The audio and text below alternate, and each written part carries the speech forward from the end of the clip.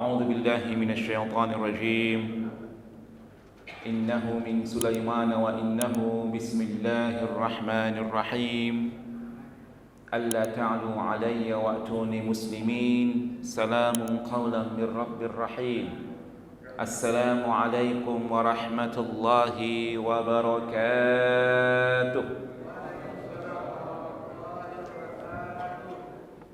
الحمد لله رب العالمين والعاقبة للمتقين ولا عدوان إلا على الظالمين. أشهد أن لا إله إلا الله وحده لا شريك له ولي الصالحين وأشهد أن محمدا عبده ورسوله وصفيه من خلقه وحبيبه. اللهم فصل وسلم وبارك وأنعم على حبيبنا وشفيعنا وقرة أعيننا سيدنا ومولانا محمد وعلى آله وأصحابه ومن تبعهم بإحسان إلى يوم الدين. أما بعد. Ma'asyiral muslimin wal muslimat, sidang jamaah Maghrib dan Isya Masjid Muhajirin yang dirahmati oleh Allah Subhanahu wa taala. Marilah kita ucapkan puja dan puji syukur kita kepada Allah Subhanahu wa taala. Alhamdulillahi rabbil alamin, yang mana Dia telah memberikan kita nikmat iman dan nikmat Islam. Berpegang teguhlah kepada kedua nikmat ini, karena kedua nikmat inilah merupakan jaminan kita masuk surga ke surganya Allah Subhanahu wa taala. Iman dan Islam itu jaminannya. Wala tamutunna illa wa antum muslimun, janganlah kalian meninggal kecuali dalam keadaan Islam. Kecuali dalam keadaan Islam. Mati dalam keadaan Islam dan beriman, surga jaminannya. Sedangkan mati dalam keadaan kafir dan murtad, neraka jaminannya. Oleh sebab itu, pegang teguhlah kedua nikmat ini, iman dan Islam. Kita praktekkan dalam kehidupan kita sehari-hari, iman dan Islam. Ini dua nikmat yang sangat luar biasa yang Allah berikan kepada kita, dan kedua nikmat inilah yang akan mengantarkan kita ke surga Allah Subhanahu wa taala. Tak luput pula selawat dan salam kepada kekasih kita baginda Muhammad sallallahu alaihi wasallam. Allahumma salli ala sayyidina Muhammad wa ala ali sayyidina Muhammad. Dialah merupakan panutan dan pedoman hidup kita, yang apabila kita ikuti jalannya, kita akan selamat dunia dan akhirat. Namun bila kita melencang dari ajarannya, sudah pasti kita akan jatuh ke kubang neraka jahannam. Na'udzubillah, thumma na'udzubillahi min dzalik. Ma'asyiral muslimin wal muslimat, sidang jamaah Maghrib dan Isya Masjid Muhajirin yang dirahmati oleh Allah Subhanahu wa taala. Perkenankanlah kami menyampaikan salam dari Profesor Dr. Zainal yang seharusnya beliau mengisi pada malam hari ini, karena beliau saat ini lagi pembimbing haji. Jadi pembimbing haji beliau bimbing. Pembimbing haji yang ada di Sumatera Utara ini beliau bimbing. Jadi karena ini tugas beliau, malam ini ada seminar di hadapan para pembimbing jemaah haji di Sumatera Utara. Beliau mohon izin dan mohon maaf tidak bisa menyampaikan tafsir inspirasinya pada malam hari ini, dan insyaallah pada malam hari ini akan kami gantikan beliau di 40 menit ke depan. Ma'asyiral muslimin wal muslimat, sidang jamaah Maghrib dan Isya Masjid Muhajirin yang dirahmati oleh Allah Subhanahu wa taala. Pada kali ini yang akan kita bahas adalah seputar masalah Isra dan Mi'raj, dan yang kedua adalah masalah tentang perdebatan kaum muslimin seputar nisfu Sya'ban. Seputar nisfu Sya'ban. Apakah malam nisfu Sya'ban itu ada kegiatan rutin, ada kegiatan ibadah, kemudian di siang harinya disunnahkan untuk berpuasa?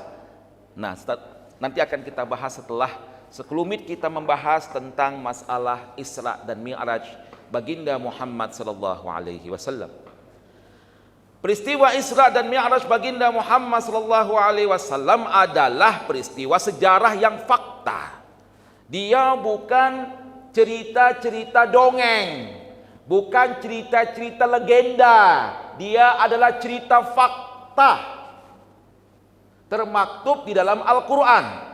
Dalam surah Al-Isra ayat pertama, a'udzubillahi minasyaitonirrajim, bismillahirrahmanirrahim, subhanalladzi asra bi'abdihi lailam minal masjidil harami ilal masjidil aqsa alladzi barakna haulahu linuriyahu min ayatina. Ini adalah peristiwa sejarah yang faktual.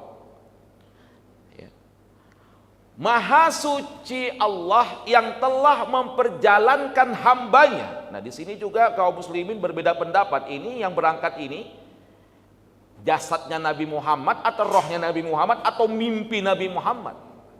Kalaulah Allah memperjalankan hambanya, berarti jasad dan roh. Bukan rohnya saja yang Allah berangkatkan, jasadnya di bumi, tidak. Ini ulama berbeda pendapat, sehingga karena perbedaan pendapat ini imbasnya kepada kita yang awam ini. Oh tidak, Nabi Muhammad tidak berangkat tubuhnya di bumi, rohnya yang ke atas. Ada yang bilang juga dalam sebuah hadis, Nabi Muhammad mimpi itu, bukan jasad Nabi Muhammad yang pergi, dia mimpi. Nah, dalam ayat ini jelas dan tegas, Allah memperjalankan hambanya, ya roh dan jasad. Bukan terpisah-pisah, roh dan jasadnya pergi pada malam itu, bukan terpisah-pisah. Ini tegas ini. Allah sendiri yang menjawab. Allah sendiri yang menjawab teka-teki yang selalu kaum muslimin debatkan. Rohnya saja, jasadnya enggak. Mimpinya itu. Ini Allah sendiri bilang, Allah perjalankan, maha suci, subhanalladzi asra, maha suci Allah yang memperjalankan hambanya, namanya hamba manusia, roh dan jasadnya pada malam hari itu dari Masjidil Haram di Mekah Mukarramah ilal Masjidil Aqsa, ke Masjidil Aqsa di Palestina. Peristiwa Isra dan Mi'raj baginda Muhammad sallallahu alaihi wasallam ada faktor yang melatar belakangi adanya peristiwa yang sangat luar biasa ini. Peristiwa di mana seorang nabi jumpa dengan Allah, jumpa dengan Tuhannya, tatap muka. 120.000 jumlah nabi, 313 jumlah rasul, total semuanya, gak ada yang jumpa Allah. Tatap muka nggak ada kecuali baginda Muhammad sallallahu alaihi wasallam. Jumlah nabi dan rasul yang termaktub namanya dalam Al-Qur'an 25 orang. Mohon jangan kita yakini jumlah nabi itu 25, tidak. Sesungguhnya jumlah nabi dan rasul lebih banyak dari 25. Yang termaktub namanya, yang tersebutkan namanya dalam Al-Qur'an 25. Nabi dan Rasul. Sesungguhnya lebih banyak lagi dalam sebuah hadis itu dijelaskan jumlah Nabi itu 120.000 orang. 313 Rasul. Nama yang termaktub cuma 25 dalam Al-Quran. Nama Nabi Khidir namanya nggak termaktub dalam surah Al-Kahfi, tapi ceritanya di situ bersama Nabi Musa. Namanya nggak termaktub di situ. Kemudian Nabi Musa berjalan dengan muridnya, kan jumpa dengan malaikat dengan Nabi Khidir. Muridnya itu Nabi. Nabi Musa bawa muridnya Nabi nih. Namanya Nabi Sam'un. Nah, tapi tak termaktub, tak tertulis namanya di dalam Al-Qur'an. Jadi mohon dipegang teguh, beriman kepada Rasul bukan 25 orang. Itu yang termaktub dalam Al-Quran, tapi jumlahnya banyak, 120.000 orang lebih dan 313 Rasul. Mengapa jumlah Nabi itu banyak sampai ratusan ribu orang? Dulu di zaman sebelum baginda Muhammad SAW, Nabi ini ya kayak sekarang ini ulama-ulama ini. Ulama-ulama ini Ya, ustadz di kampung, ulama-ulama di kampung, itulah nabinya. Dan nabi-nabi ini adalah muridnya para rasul. Seperti Nabi Musa banyak murid-muridnya. Di antaranya Nabi Sam'un. Ya, enggak termaktub dalam Al-Qur'an. Nabi Sam'un mengajarkan di kampung ini. Jadi kalau sekarang ini ustadz kampung lah, ulama-ulama di kampung, ulama-ulama di kota. Zaman dulu itulah nabi-nabinya. Nah, setelah Nabi Muhammad SAW diangkat menjadi Rasul, tidak ada lagi Nabi dan Rasul. Tutup. Estafet kenabian udah nggak ada lagi. Tutup. Tidak ada lagi. Makanya Rasulullah SAW pernah bersabda, al-ulama warathatul anbiya. Ulama itu pewarisnya para nabi. Karena apa? Karena aku nabi terakhir. Tidak ada lagi nabi dan rasul setelah aku. Jadi ulama-ulama setelah aku inilah pewarisnya para nabi. Pewarisnya para nabi dan rasul.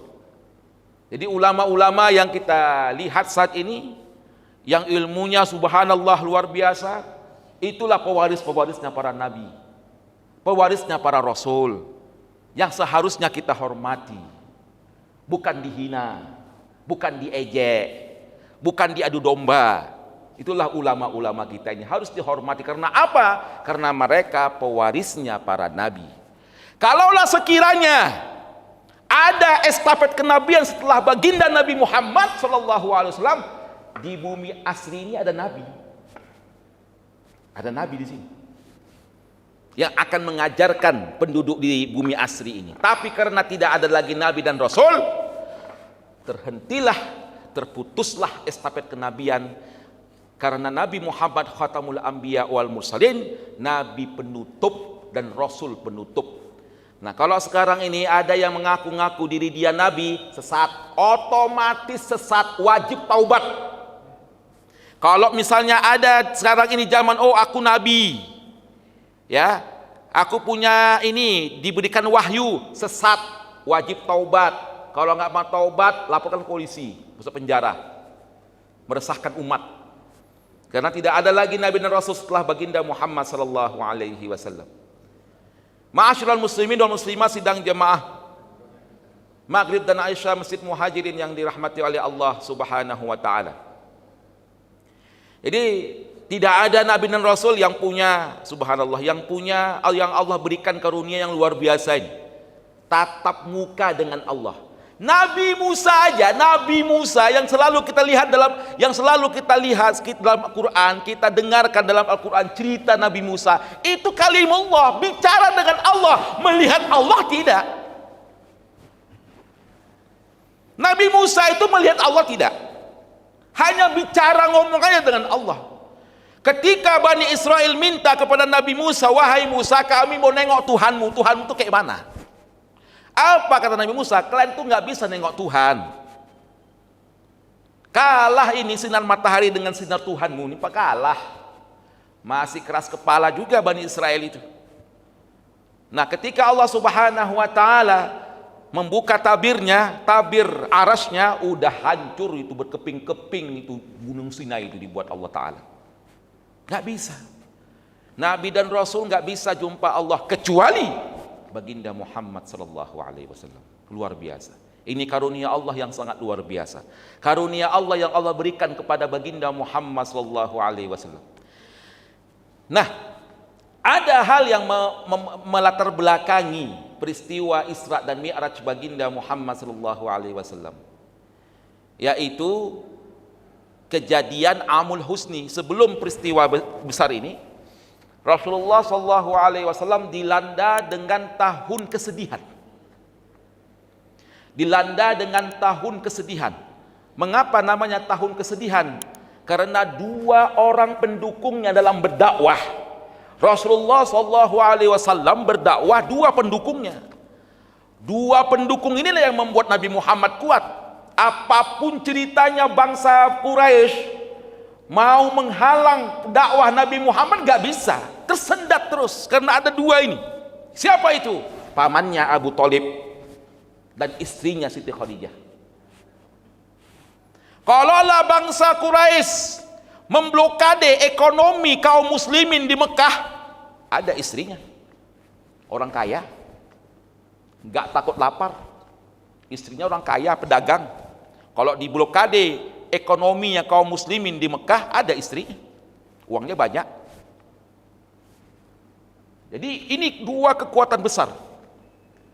Apalagi Abu Thalib, pamannya, paman baginda Muhammad sallallahu alaihi wasallam. Abu Thalib inilah yang sangat luar biasa membela.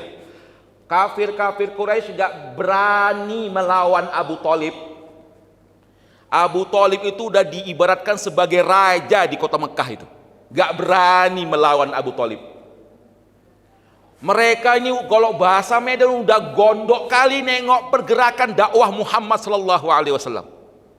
Berbagai cara mereka datang ke berbagai cara, taktik supaya Abu Thalib bisa merayu anaknya, merayu keponakannya si Nabi Muhammad SAW agar menghentikan dakwanya. Nggak bisa juga. Pernah suatu ketika kaum Quraisy datang berjumpa dengan Abu Thalib. Abu Thalib, mantap kali pergerakan si Muhammad ini. Ngeri kali pergerakan si Muhammad ini. Ayolah, ginilah, biar fair kita, biar fair. Bilang sama si Muhammad, hari ini kami menyembah Tuhan si Muhammad, besok si Muhammad nyembah Tuhan kami. Fair lah, fair. Bilang sama si Muhammad, iya, ntar ku bilang sama dia. Datanglah Abu Thalib ke Rasulullah Muhammad. Ya Muhammad, kaumku udah banyak kali berkeluh kesah di hadapanku ya Muhammad. Mereka banyak kali penawaran ya Muhammad. Ya, di antaranya cobalah hari ini mereka menyembah Tuhanmu, besok kau nyembah Tuhan mereka. Biar fair. Selain itu semua wanita-wanita cantik di kota Mekah untuk kau. Harta-harta seluruh bangsa Quraisy untuk kau ya Muhammad, asalkan kau hentikan dakwahmu ini. Kau hentikan dakwahmu ini, udah aman orang-orang ini. Apa kata baginda Muhammad sallallahu alaihi wasallam? Ya ammi, wahai pamanku, law wada'u syamsa fi yadil yumna, kalaulah mereka mengambil matahari dan meletakkan matahari di tangan kananku, wal qamara, dan mereka mengambil bulan fi yasari, di tangan kiriku, ala an atruka hadzal amr, supaya aku meninggalkan usaha dakwah ini, gak akan aku penuhi. Aku tetap berdakwah meskipun matahari mereka letakkan di tangan kananku, bulan mereka letakkan di tangan kiriku untuk menghentikan usaha dakwah ini. Aku tidak mau. Aku tetap terus berdakwah. Apa kata Abu Thalib? Udahlah, terserahmu lah anakku. Terserahmu lah. Pergilah. Terserahmu lah. Berdakwahlah. Terserahmu. Nah, jadi karena melihat dukungan Abu Thalib kepada keponakannya yang sudah dianggap anak kandungnya sendiri, Rasulullah SAW makin ketar-ketir Quraisy, gak berani melawan Abu Thalib, gak berani menyentuh sedikit kulit Nabi Muhammad pun gak berani. Abu Lahab, Abu Jahal yang berkoar-koar untuk menghentikan dakwah Nabi Muhammad, menyentuh kulit Nabi Muhammad pun gak berani. Karena apa? Pamannya masih hidup. Orang-orang Quraisy itu pada bingung nih, kapanlah Abu Thalib mati? Kapanlah Abu Thalib mati? Udah gondok mereka ini, udah kebakaran jenggot ini. Makin banyak orang masuk Islam di Mekah itu. Makin banyak orang yang masuk Islam. Mereka berdoa di hadapan berhala, kapan mati si Abu Thalib? Ya, biar dihajar si Muhammad ini. Dan ternyata pada tahun 10 kenabian, subhanallah, berarti kan 10 tahun Rasulullah berdakwah itu. 10 tahun tanpa ada halangan, sedikit pun orang-orang Quraisy gak berani menyentuh kulit Nabi Muhammad. 10 tahun kenabian, meninggallah pamannya Abu Thalib Namun yang sangat disayangkan dan menangis Rasulullah itu adalah meninggal Abu Thalib dalam keadaan kafir. Meninggal Abu Thalib dalam keadaan kafir. Ketika sakaratul maut menghampiri Abu Thalib, datanglah Rasulullah sallallahu alaihi wasallam di samping pamannya yang sudah dianggap ayah kandungnya. Ya pamanku, bacalah syahadat, asyhadu an la ilaha illallah wa asyhadu anna Muhammadar Rasulullah, pun gak mau juga. Gak mau juga. Apa kata Abu Thalib? Ya Muhammad, nanti apa kata kaumku kalau aku meninggal dalam keadaan bersyahadat? Biarlah aku meninggal dalam keadaan nenek moyangku dulu. Nenek moyangku dulu gak pernah bersyahadat meninggal. Nenek moyangku dulu nggak pernah bersyahadat kalau lagi meninggal. Meninggal dalam keadaan kafir. Abu Thalib, paman yang disayanginya, sudah dianggap sebagai ayah kandungnya sendiri. Karena ayah kandungnya sudah meninggal ketika Nabi Muhammad dalam perut ibunya Aminah 6 bulan. Sudah meninggal ayah kandungnya. Sudah dianggap seperti ayah kandungnya. Si Abu Thalib ini meninggal. Sedihlah Nabi Muhammad. Nah meskipun sedih, ya gembiralah orang-orang Quraisy ini. Gembiralah, gampanglah menyentuh kulit Nabi Muhammad ini, disiksa, dilempar segala macam. Tapi Nabi Muhammad nggak mau meninggalkan usaha dakwahnya karena masih ada istrinya, masih ada penyokongnya, masih ada Siti Khadijah radhiyallahu anha, masih ada penyokongnya. Dakwah terus. Di blokade pun kami, istriku kaya, dikasih makan. Di blokade ekonomi kami, istriku pedagang. Jadi aman bagi Rasulullah SAW. 2 bulan kemudian meninggallah Siti Khadijah. Makin sedihlah Rasulullah SAW, tak berani keluar dari rumah. Gak ada pendukungnya. Tak berani Rasulullah SAW keluar dari rumah. Orang-orang Quraisy sudah ketawa-ketawa ini. Tinggal menghajar Muhammad aja ini. Ya, 2 pendukungnya sudah meninggal. Makanya pada tahun itu disebut dengan Amul Huzni, tahun kesedihan yang sangat luar biasa. Umat makin banyak, pendukung Nabi Muhammad meninggal. Gak ada yang menyokong dia, gak ada yang mensupport dia.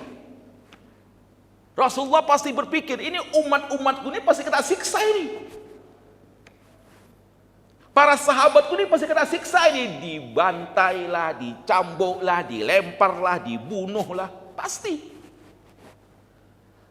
Berminggu-minggu Rasulullah tak keluar rumah. Saat sedih luar biasa. Berminggu-minggu Rasulullah tidak keluar dari rumah. Sedih sangat luar biasa. Dan Rasulullah meninggalkan dan Rasulullah dan Khadijah meninggalkan 4 putri. 4 putri yang masih kecil. Fatimah, Zainab, Ruqayyah, Ummu Kalsum. 4 yang Fatimah paling kecil. Zainab, Ruqayyah, Ummu Kalsum, Fatimah paling kecil. Fatimah waktu itu umur 2 tahun.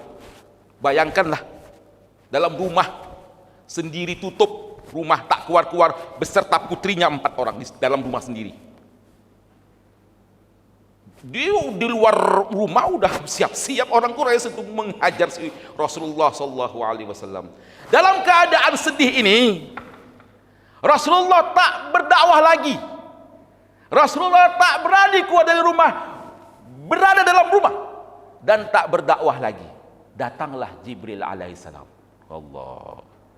Datanglah malaikat Jibril alaihissalam memberitahukan kepada baginda Muhammad sallallahu alaihi wasallam, kamu tuh jangan sedih. Ya Muhammad, kamu tuh jangan sedih.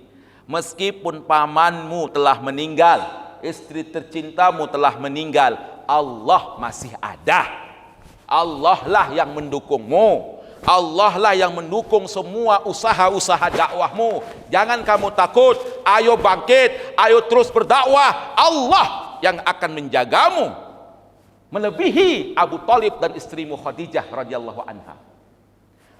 Untuk menenteramkan hati baginda Muhammad sallallahu alaihi wasallam, disitulah Allah Ta'ala perintahkan melalui Jibril untuk mengadakan perjalanan malam. Pas pada malam itu 27 Rajab, dari Masjidil Haram ke Masjidil Aqsa. Allah Ta'ala mengajak Nabi Muhammad jalan-jalan, supaya Nabi Muhammad itu ada hikmahnya, supaya Nabi Muhammad itu jangan sedih kali, supaya Nabi Muhammad itu bisa meyakinkan hatinya kalau Allah itu ada yang akan menjaganya, yang akan mendukung usaha dakwahnya. Terjadilah malam 27 Rajab, di mana baginda Muhammad SAW beserta Jibril dengan kekuasaan Allah Subhanahu wa taala memperlihatkan bagaimana neraka, bagaimana surga, bagaimana Nabi Adam, bagaimana segala macam. Ya, pada malam hari itu dengan menggunakan kendaraan bernama buraq. Buraq ini secepat kilat, subhanallah, luar biasa. Kita nggak membicarakan tentang ini karena waktu kita semakin mepet. Baru sampailah Nabi Muhammad dan Jibril. Kemudian Jibril menambatkan buraqnya di depan Masjidil Aqsa. Dan kalau Bapak dan Ibu sudah pernah ke Masjidil Aqsa, itu ada tempat khusus, tempat pernah ditambatkan buraq di situ. Ya, tempat pernah ditambatkan buraq oleh Jibril alaihissalam. Nah, kemudian salatlah Nabi Muhammad di situ. Menurut riwayat, Allah Subhanahu wa taala membangkitkan roh-roh para nabi dan rasul.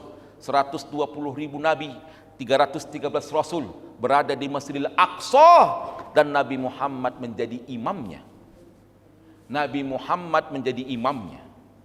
Oleh sebab itu, dalam peristiwa tersebut Rasulullah diberi gelar Imamul Anbiya wal Mursalin, imamnya para nabi dan para rasul. Meskipun Nabi Muhammad nabi terakhir, cucu-cucu para nabi. Nah, kan Rasulullah kan cucunya para nabi, tapi dia adalah Imamul Anbiya wal Mursalin, imamnya para nabi dan rasul. Nah, ada pertanyaan, Ustadz, apakah sudah ada sholat ketika itu sebelum Allah perintahkan sholat lima waktu? Sudah ada. Sholat sudah ada kian, tapi belum diwajibkan. Sholat sudah ada kian. Ya, seperti gini, sholat sudah ada kian, tapi belum diwajibkan, belum difardukan. Belum ada zuhur, asar, maghrib, isya, belum ada. Ya, sholat 2 rakaat, sholat begitu saja, tapi belum difardukan, belum difarduainkan. Nah, setelah dari Masjidil Aqsa, barulah ke Sidratul Muntaha. Ya, setiap langit jumpa dengan Nabi. Langit pertama Nabi Adam, langit kedua Nabi Isa, sampai nanti langit ke terakhir jumpa dengan Nabi Ibrahim alaihissalam, menembus 7 lapis langit. Di atas 7 lapis langit, dalam riwayat tersebut berkumpulnya para malaikat lagi tawaf di Baitul Ma'mur. Kalau para malaikat tawafnya di Baitul Ma'mur, kalau manusia tawafnya di Baitullah, di Masjidil Haram. Bentuk Baitul Ma'mur dengan Baitullah sama dalam sebuah riwayat. Bentuk Baitul Ma'mur yang ada di atas 7 lapis langit yang merupakan tawafnya para malaikat sama dengan Baitullah yang ada di permukaan bumi ini. Subhanallah, Baitul Ma'mur. Ya, kita kan hanya melihat dan membaca dalam sebuah riwayat tentang Baitul Ma'mur ini. Nah, ketika itu Rasulullah SAW, ya, Jibril merintahkan kepada Rasulullah, ya Muhammad, kamu naik lagi ke atas. Aku cukup di sini saja. Aku nggak berani naik ke atas. Aku cukup di sini saja. Nanti aku hancur. Aku nggak tahan tubuhku melihat Allah Subhanahu wa taala. Singkat cerita, Rasulullah SAW pergilah ke Sidratul Muntaha di atas 7 lapis langit, dan disitulah Rasulullah jumpa dengan Allah. Itu adalah nikmat yang sangat luar biasa. Itu adalah nikmat yang sangat luar biasa. Tidak ada kenikmatan, kelezatan di permukaan bumi ini kecuali melihat Allah Subhanahu wa taala. Kan pernah dalam sebuah hadis disebutkan bahwasanya Rasulullah SAW pernah bersabda, ya, salah satu kenikmatan yang sangat luar biasa, ya, kesenangan yang sangat luar biasa ketika seseorang berbuka puasa, dan ketika seseorang menjumpa dengan Allah, jumpa dengan Tuhannya. Itu kenikmatan dan kesenangan yang sangat luar biasa. Nah, singkat cerita, di situ Allah perintahkan kepada Rasulullah 50 waktu sholat. Rasulullah pun oke turun, siap ya Allah, akan kusampaikan kepada umatku. Dijegat sama Nabi Musa. Ya. Walhasil adalah Rasulullah tuh naik lagi ke atas, kemudian turun lagi ke atas, naik lagi ke atas, turun lagi ke atas. Ini ada hikmahnya. Ada hikmah di balik itu semuanya. Ada hikmah di mana kenapa Rasulullah itu bolak-balik dari 50, nah, lapor lagi ke atas, ya, kemudian sampailah lima sholat yang kita laksanakan hingga saat ini. Dan itu pun ketika sampai 5 waktu sholat, dijegat Musa lagi, dijegat Nabi Musa. Berapa tadi? Ya Muhammad, 5. Gak akan sanggup umatmu itu.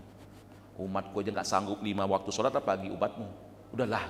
Udahlah ya Musa, udahlah Musa. Biarkanlah 5 ini, udah cukup lah itu 5 waktu sholat itu. Ya. Jadi menurut ulama, bolak-baliknya Rasulullah itu untuk mengurangi jumlah sholat dari 50 menjadi 5 itu ada hikmahnya. Karena kalau sudah melihat Allah dalam sebuah hadis, kalau sudah melihat Allah, kita tak muak melihat Allah. Kalau kita sudah meninggalkan Allah, sedih hatinya. Balik lagi jumpa Allah lagi, senanglah lagi. Sedih lagi kalau untuk tinggal, balik lagi. Jadi di situ ada hikmah bolak-balik itu karena kesenangan melihat Allah Subhanahu wa taala. Kayak kita lah, ibarat kita pengen kali mobil itu datang lagi ke dealer, datang lagi ke dealer. Begitu juga dengan Rasulullah SAW melihat Allah Subhanahu wa taala, karunia yang sangat luar biasa, nikmat yang sangat luar biasa, bolak-balik sampai 5 waktu sholat yang saat ini kita laksanakan pada hari, setiap harinya, dari subuh, zuhur, asar, maghrib, dan isya. Singkat cerita, waktu kita sudah mepet, turunlah Rasulullah esok harinya membawakan karunia yang sangat luar biasa ini. Rasulullah sholat subuh, ya, dengan para sahabat. Pertama kali adalah sholat subuh dengan suara yang nyaring, Bismillahirrahmanirrahim. Sholat zuhur gak pakai suara nyaring. Nah itu, mengapa Ustaz sholat zuhur gak pakai suara nyaring? Ini karena sejarahnya ketika sholat 5 waktu difarduainkan dari Allah Subhanahu wa taala, sudah menjadi fardu, Rasulullah tidak menyaringkan bismillah. Dikhawatirkan nanti kalau dinyaringkan bacaan bismillah, ketahuanlah sama orang-orang Quraisy. Orang itu lagi ngapain? Gampang mencari di mana Rasulullah tempatnya, gampang dicari di mana baginda Rasulullah, di mana dia lagi sholat, gampang dicari. Makanya itulah hikmahnya mengapa zuhur dan asar tidak dinyaringkan suaranya. Lihat di buku Hikmah Tasyri' karangan Imam Al-Malibari rahimahullah ta'ala. Tidak dijaringkan suara zuhur dan asar, dikhawatirkan nanti orang-orang Quraisy mendapatkan kaum muslimin, gampang didapatkan kaum muslimin. Nah, sedangkan maghrib dan isya itu waktu istirahatnya orang-orang itu, capek, waktu istirahat, gelap, dulu nggak ada lampu, hanya pakai obor, ya, gelap. Jadi disitulah Rasulullah sholat dengan menyaringkan suaranya. Maghrib dan isya dinyaringkan suaranya, begitu juga dengan subuh dinyaringkan suaranya. Karena subuh orang-orang Quraisy masih tidur, ya. Kalau maghrib dan isya orang-orang Quraisy sudah capek, udah gelap, nggak ada lampu, ya, lain kayak sekarang ini kan. Nah, kalau kita kaitkan dengan zaman modern saat ini, karena kafir Quraisy itu sudah nggak ada lagi, Islam sudah banyak berkembang. Ini zuhur dan asar kok nggak dinyaringkan suaranya, Ustadz? Nah, zuhur dan asar tetap tidak dinyaringkan karena lihat di buku hikmah tadi, hikmah Tasyri' al-Islamiyah. Karena di waktu zuhur dan asar itu banyak orang kerja. Banyak orang kerja, maku sana, maku sini, suara truk, suara mobil, suara pabrik, suara segala macam, sehingga tidak dinyaringkan suara Bismillahirrahmanirrahim. Dikhawatirkan nanti makmum di belakang tak mendengar. Dikhawatirkan nanti makmum belakang tak mendengar apa bacaan imam. Cukup Allahu Akbar, baca Fatihahnya disirkan, tidak dinyaringkan, disembunyikan. Bismillahirrahmanirrahim. Itulah begitu juga dengan asar. Begitu juga dengan asar. Asar juga waktu orang kerja. Ya, dikhawatirkan dengan suara bising-bising ini sehingga tak mendengar suara imam yang lagi membaca surah Al-Fatihah, surah-surah yang lainnya. Baiklah Bapak-bapak dan Ibu-ibu yang dirahmati oleh Allah Subhanahu wa taala, 5 menit lagi sudah masuk waktu salat Isya. Di 5 menit ini akan kami sampaikan tentang sedikit perselisihan kaum muslimin seputar masalah nisfu Sya'ban yang insya Allah akan jatuh pada Selasa besok dan siangnya Rabu untuk berpuasa. Ada di kalangan kita mengatakan itu bid'ah, tidak ada dilakukan dan dilaksanakan oleh baginda Muhammad sallallahu alaihi wasallam. Bismillahirrahmanirrahim.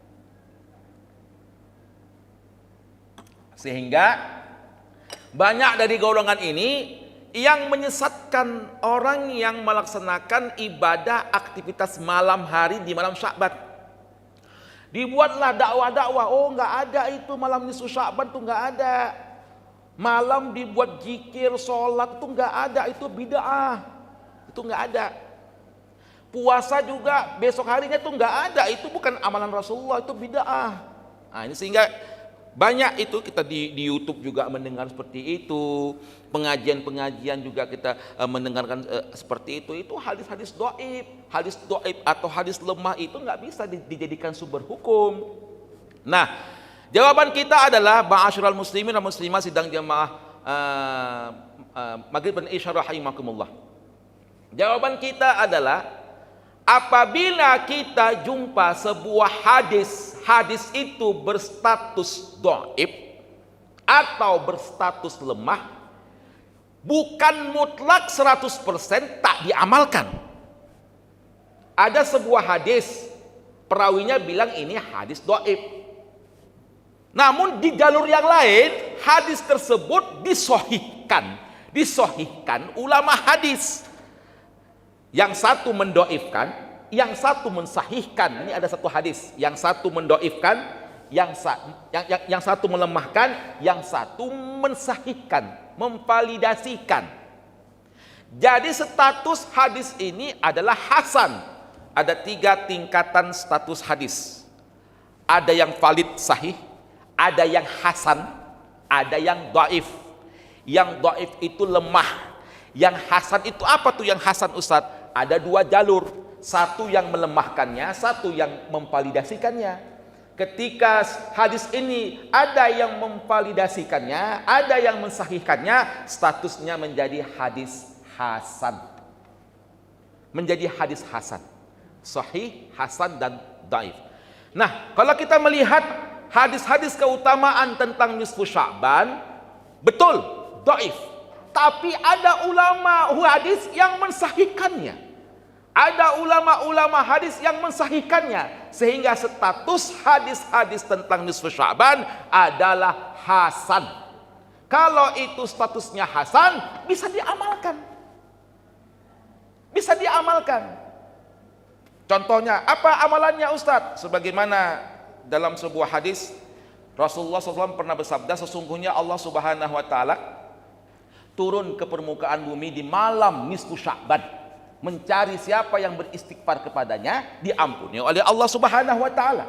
Ya. Semua dosa-dosa hamba diampuni oleh Allah Subhanahu wa taala di malam nisfu Sya'ban kecuali kafir. Kecuali kafir.